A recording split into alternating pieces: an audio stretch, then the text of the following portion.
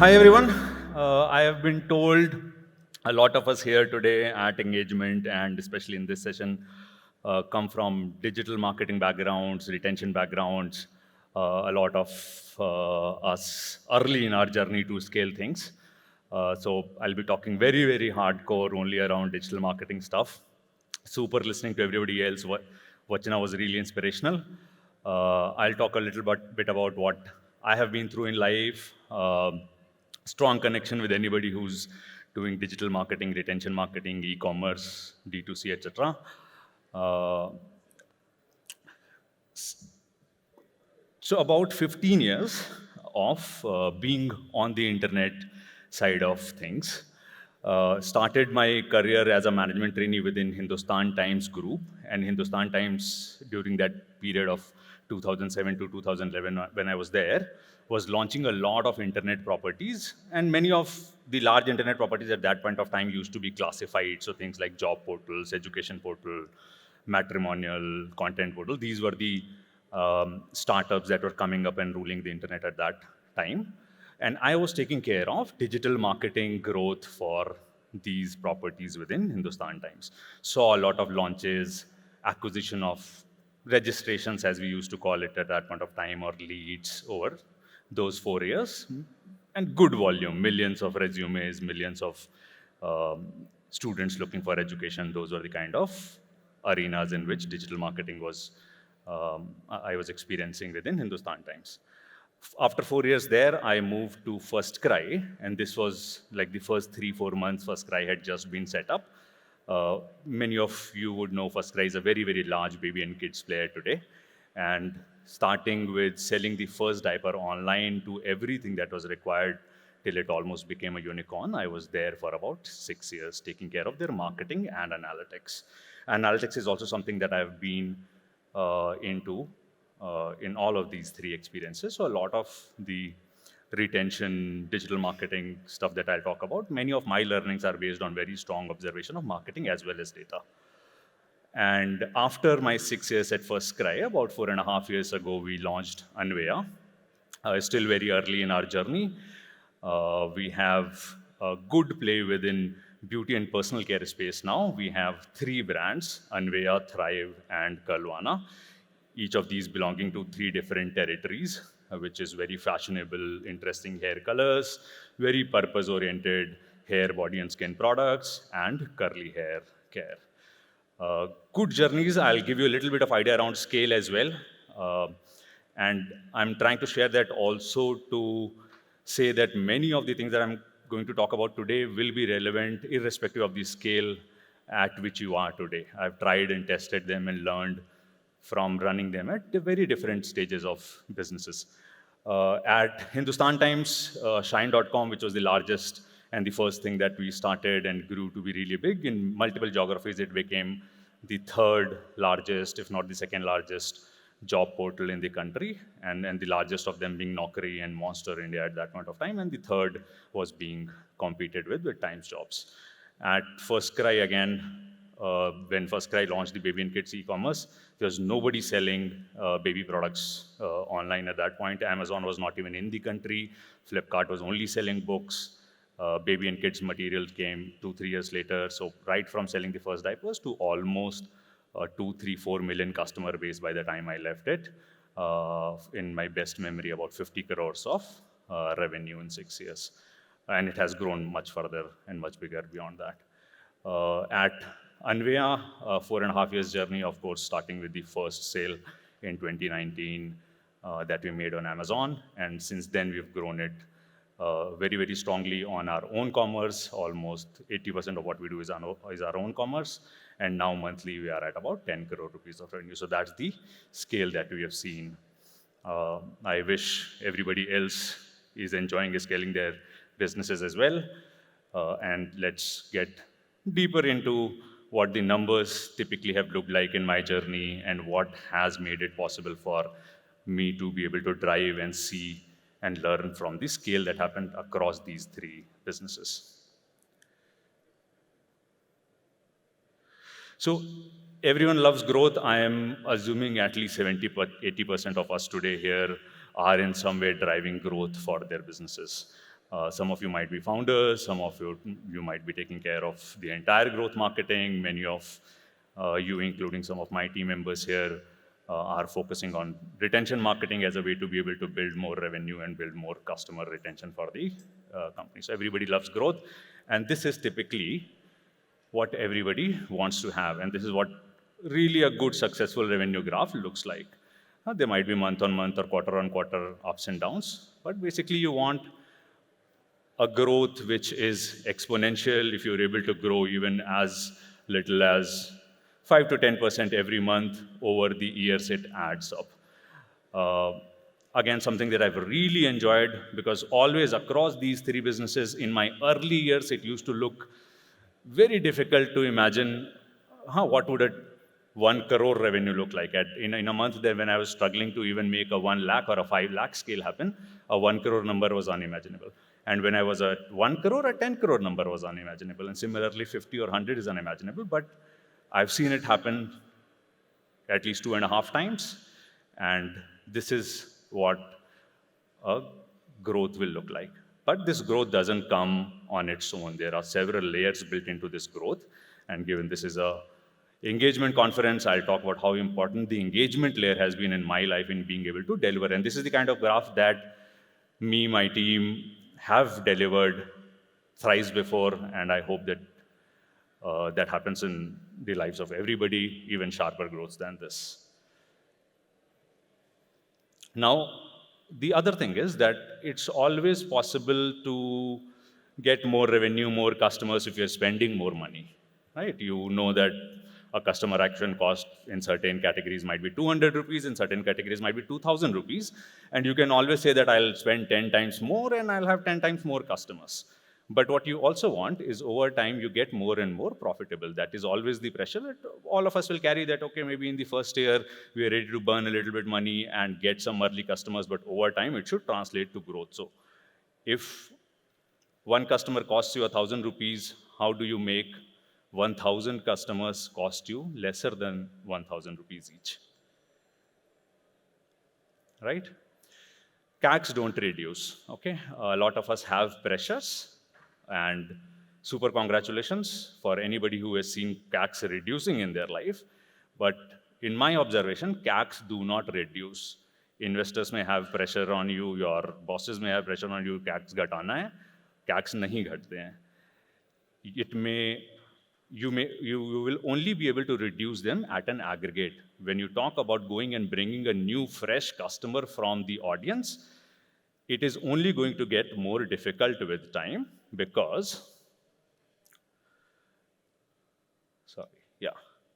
firstly, if it's a good play that you have, it's a good area, beauty and personal care, fantastic, very, very high potential segment, too many people exploring what they need and what products suit them the best, ready to adopt better products. Or within the baby and kids example, a lot of parents coming online to buy baby stuff, right? So if there is something that makes sense for you, is a good territory for you to play, competition will come in, and competition will only increase over time. You'll have more and more players coming in. So for the same customer that you wanted to acquire, now there are 20 more people who want to acquire it. It will grow. If you're an early mover, you will have a few months of advantage, that's all. And secondly, the market will always expand at a slower rate than your ambitions. Even if beauty is a very, very fast growing category within the country, the growth rate is 20% year on year. What is my ambition year on year? It is 3 to 5x growth year on year. And that is something that I've seen in the last 2-3 years. I want to drive it in the next 2-3 years as well. So if there is always going to be more competitors and always the market is going to expand slower than the pie that you want out of it, you will always need to get the next customer that you want will be more difficult for you to acquire. CACs won't reduce, and I feel any pressure on that front is false. So where do you then drive your efficiency and your profitability as you scale?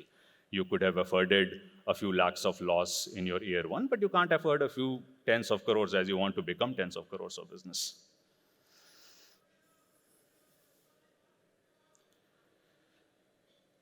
And that comes from, in the same graph, it comes from the area under the curve. over my observation, it has become very, very obvious to me, but I have also understood that this is not the obviousness that a lot of digital marketers feel.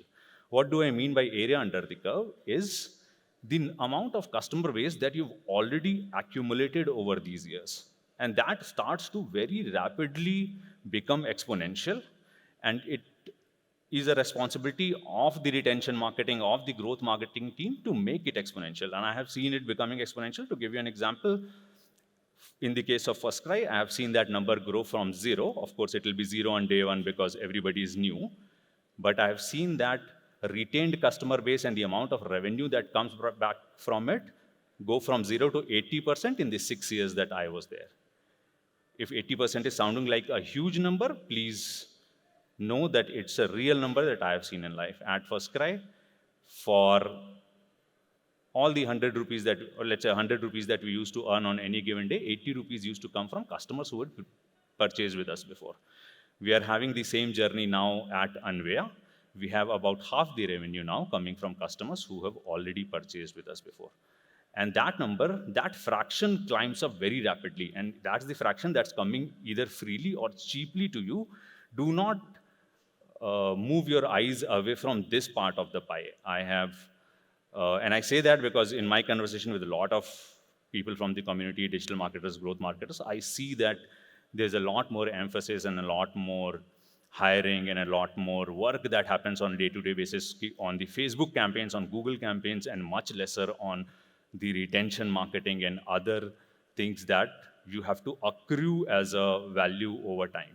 Why do I say that this moves faster than the overall curve is because the area for any given rising graph will grow at a square rate, even if the graph is growing at a linear rate. So let's say if you are at 1 customer in year 1 and 2 customers in year 2, these two have added to 3 customers total at the end of year 2. So a 2 rupees spent has given you 2 customers, but it has also given you a 3 customer base to get the additional 3 rupees from. What all can you get out of this area under the curve? Apart from, let's say, a fraction of this graph that is coming from paid marketing, the direct traffic that you get from the customers who already know about you, the organic, if you're working on your organic content, your organic presence, your organic ranks on Google, that is something that stays with you. Once you've gained it, it is something that you can always add more on top. And while on performance marketing front, every 100 rupees is spent is a rupee spent and gone on a day, this victory will remain with you for the next day as well because your page is still ranking on Google on the next day. Brand search, the more the number of people who know you, the more they come to you directly. That's something that you don't have to pay for. Or even if they come through a brand search click, that's again going to be very cheap. Referrals, if you have any word of mouth referrals or if you have any websites that are referring to you, those are the things that accrue over time. But I also see that much lesser effort is being made within digital marketing, much lesser conversations happen within digital marketing forums around how do you grow these, measure these, how do you obsess about that. I can say it 100 times and that even that won't be enough on how much I feel these are the real victories that you get over time. And lastly, the part where we'll spend the rest of the talk on, which is retention. Now, all of these, once you've won them, they stay with you for the next day as well. And over time, which is why while it starts with 100% of your acquisitions in the month 1 or day 1 coming from paid marketing, that grows at a linear pace, whereas these grow at a square pace, at an exponential pace, and end up becoming 80% of your pie. My objective is that in the next 2 years at Anveya, I'll have 80% of my revenues coming from people who've transacted with me, interacted with me before. And that is going to be much, much, much cheaper than the 20% that I'll still go out and get using paid marketing.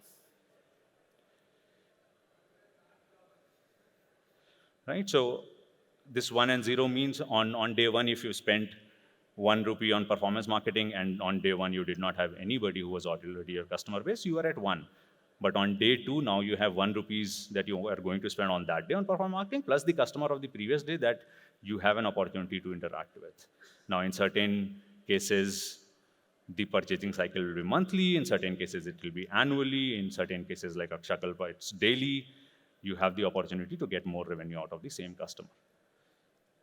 And in both cases, my day one and day two spends on performance marketing were 1 and 1, but my revenue that I can make out of it has an opportunity of 2 now.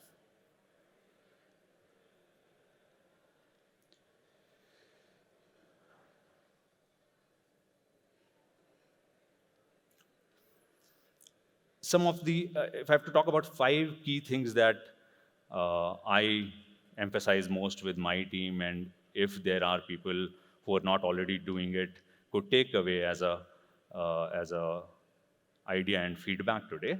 First would be about building a base.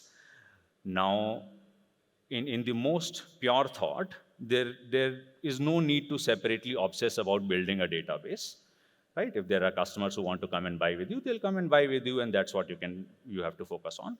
But in my experience across these years, it's always worth it to put extra effort and build a base. Do not let any opportunity of being able to get a customer to subscribe with you, register with you, leave their email ID, phone numbers with you. Do not let any of those opportunities go away. I still find even within the work that I do, there are opportunities every day that I can further go and acquire to build my database a little better. So let's say I have today about 5 lakh transacting customers in my own on my own e-commerce stores, and I also have 5 lakh base of people who have come and registered in some other manner with me. They might have taken a survey, they might have half checked out a product, they might have landed on a page where there was a coupon code available if they gave an email ID, phone number. But I have to keep collecting this. This starts to become a very, very virtuous cycle as this database grows. In my own experience, I'm now seeing a lot of my newer launches accelerate much faster than my older launches for the same amount of effort that I put on them, because now I have a base of 10 lakh people to talk about and make them excited, and that becomes a very strong launch pad for me to launch a product. So just think around your segments, and as retention marketers, because most of the times you are not the one who are leading the product part or leading the tech part, you may not always be controlling how customers flow in and how customers register and how many customers you get to work with as part of the retention work that you do. But please, if that's the case, go back, see which of those statuses you can challenge, and ask for levers for more and more customers to come and be with you.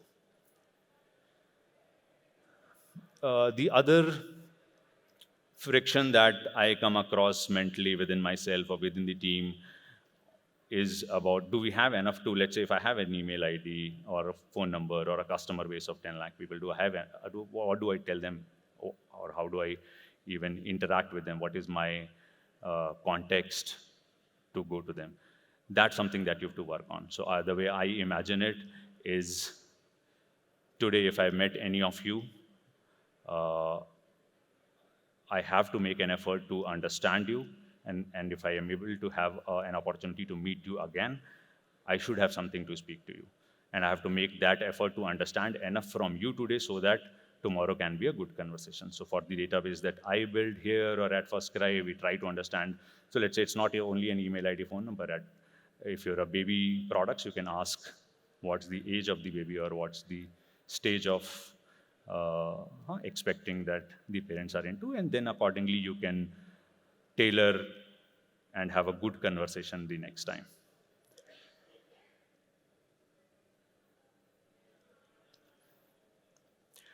And forward from the same example, if I know something about a customer, I have to respect it in my next conversation. So if I meet somebody today and let's say I talk to you and you tell me that you are from a certain agency or you're building a certain marketing technology product, the next time I meet you, I have to respect that. So while I've taken this data that a customer wants to solve such and such skin problem in their life, I also have to now, I have the responsibility that I reciprocate on that data and I talk very relevantly to them. So now I can talk about other people who are dealing with such problems and what are the products that they are using, or on those kind of products, if there's a special offer or if there's a certain kind of skin routine that solves it best, or the certain kind of practices, blogs, articles. So I have to respect the data that I get from the customers.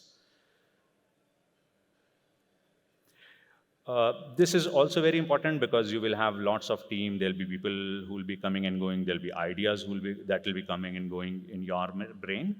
Uh, I have always found it useful to be very, very consistent as a personality. So if I met you today, or if I've met you 5 times, I'm ready to have a relationship with you. I'm ready to have a friendship with you, irrespective of whether you're funny or whether you are um very nerdy. I have friends of all types, right? But if I meet you and every time you are very inconsistent with how you treat me, I'll have a lot of difficulty being able to understand you and have a good relationship with you.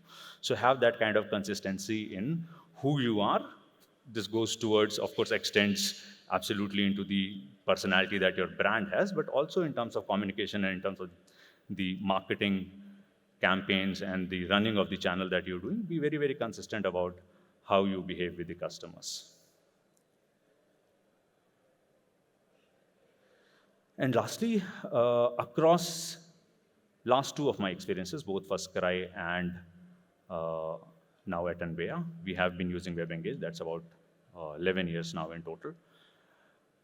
And WebEngage or any other, go for systems that can scale you very smartly. Systems that can contain a lot of data that you have, systems that can contain a lot of user attributes that you have.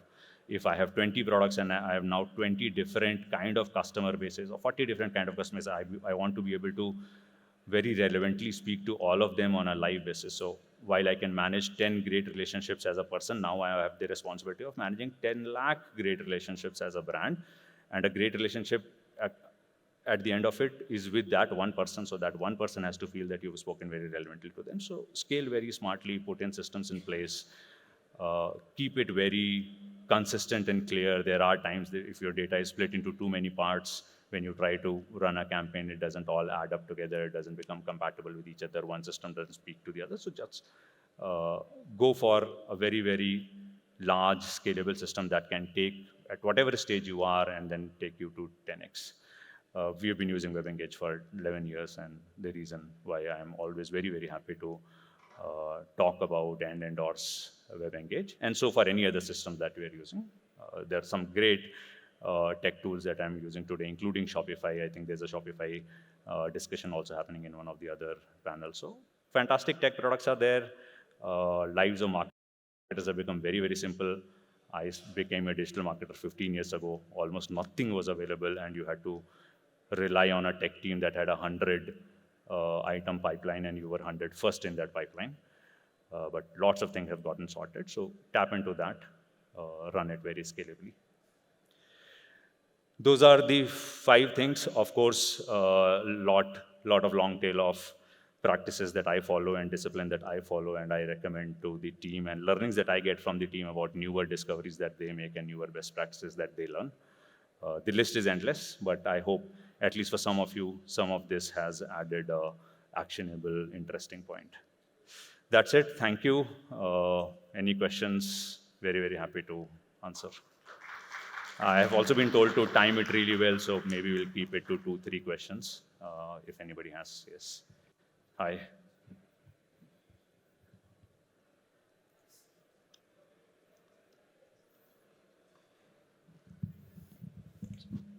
Hey Vivek, congratulations first of all what you've done. Thank you so much. My question is regarding retention, right? When you speak to a founder these days, there are two things: acquisition and retention. While acquisition daily आप खड्डा खोदते हो, daily पानी पीते हो, result immediately दिखता है. Wherein retention is a slightly slow burn. You have to be at it, like you said, discipline, right? But the results come over a period of time. So what would be your suggestion to new founders? How do you have that patience and perseverance?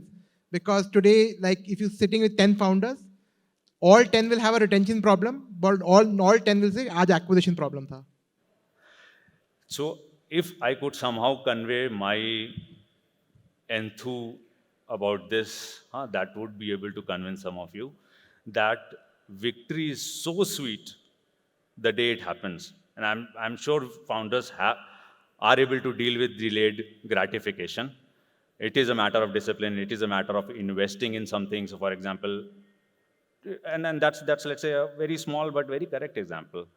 When we started at Anveya, and I've built it very, very frugally, I think the whole thing is called scaling with less monies. You might not have read any huge fundraise that Anveya has done so far. We had announced a $1 million, which is 8 crore raise in 2021.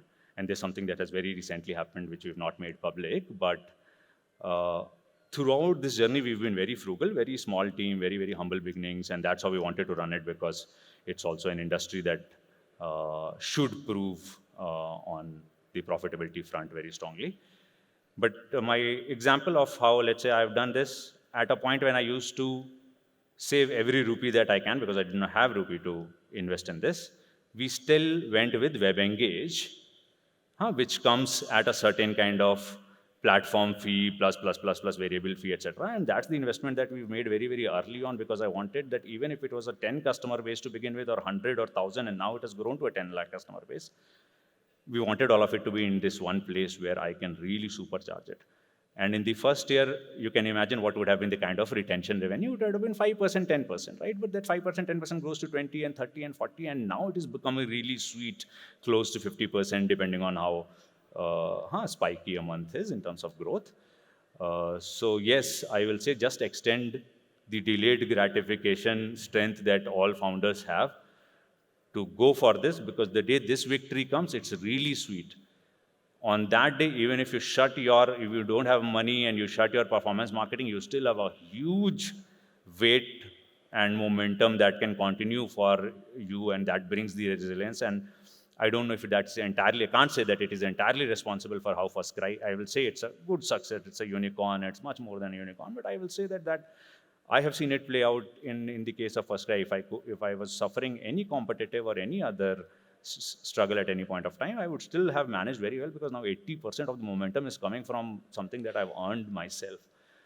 Things have become a little more expensive since then because I think of more competition plus how cheap email used to be, WhatsApp isn't that cheap, etc. But it still is a much sweeter victory to have on the day that it comes. So I will somehow say this motivation should be sufficient enough. I still have to see the final end game success within Anveya, and I'm hoping that on that day, all of this will be turning out to be very useful. Anybody else Hi. with any questions? Hi. Hi, madam. So the two brands that you speak of, be it Anveya, Thrive, or First Cry, as a consumer, for me to stick around with those brands is more important because as a mother, you want whatever is working for your child, you don't want to mess with that. And similarly, what you put on your body or your hair, that's much I'm more sorry, I'll important. come there because I Yeah. really, for some reason, it's echoing to me. Yes, madam. So basically, I'm saying that, like for example, First Cry, as a mother, if something is working for my child, I wouldn't want to switch to any other brand. Similarly, what I'm putting on my skin is much more important to me.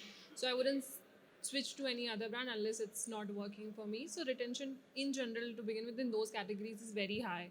But have you seen other, like for example, as an investor, tomorrow if some other stock is giving me better return, then I will skip to investing in something else. So in those categories where the, I mean, friction or switching into something else is not as high, how do you think retention, how do you drive retention in those categories? Got it. I hope everybody has been able to understand this question, and I will have to definitely, I will try to share basis my thoughts because really not being in a super non-retention category itself. But I'll answer it in two parts. The question is, what about categories where there is inherently no retention or where the barrier to move is not there at all?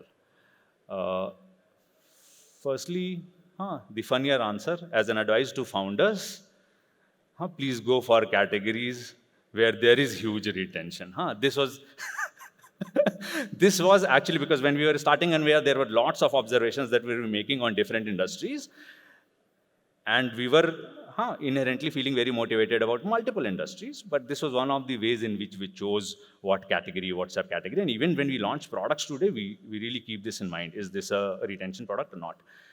Because ultimately we have to play with the resources that we have, and I have certain amount of limited resources, and I can only make that resource work if there is huge retention. If there's no retention and I'm only an online only player, so I also have to think about retention in online space.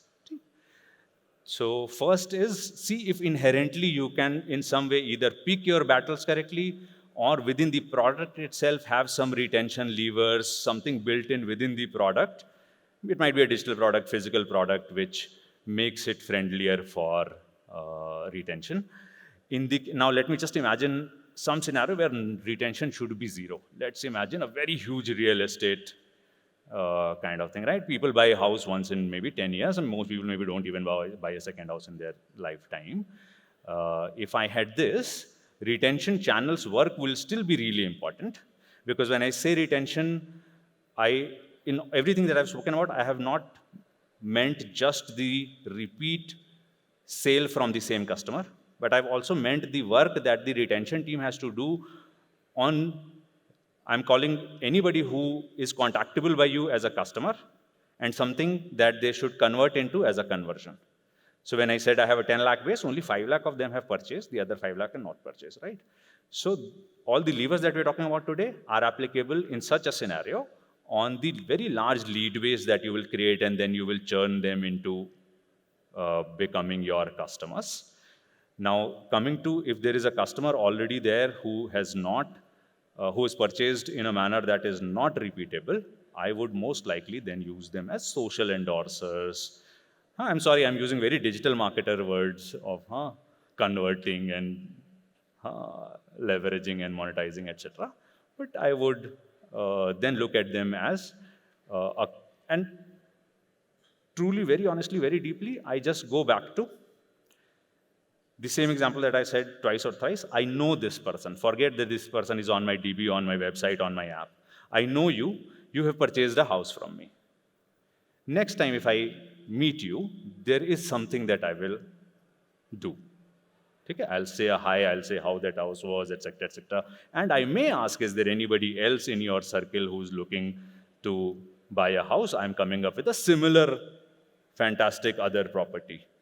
So if this is what happens in real life, then this is typically what I try to model in my engines also. This becomes a testing pattern that I apply for most of the stuff that I do, that if I met this person, what would be the conversation that I'll be having? And what is then the digital or retention or web engage or engagement equivalent of this? So those are the thoughts that I can think of right now in a scenario where a person will not repeat purchase with you, but still all of the things that we spoke about today are still relevant. Number one, if you're in such a scenario, then most likely it's a lead game.